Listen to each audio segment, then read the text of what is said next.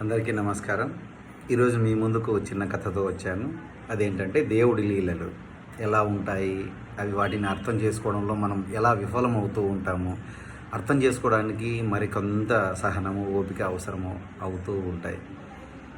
ఆయన చర్యలలోని అంతరార్థం తెలుసుకోవడానికి మనకు ఉన్న జ్ఞానం సరిపోదని నా అభిప్రాయం. దీనికి ఒక చిన్న ఉదాహరణ ఏంటంటే, అనగనగనగా ఒక ఊరిలో వీధులు ఊడ్చే పని చేసే ఒకతను చాలా బాధపడుతూ ఉంటాడు.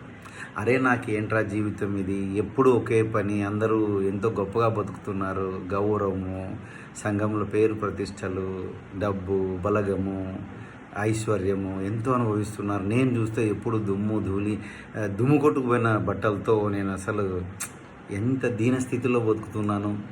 నన్ను బాగుపరిచేవాడే లేడా, కనీసం భగవంతుడు ఉన్నాడే చూస్తాడంటారే,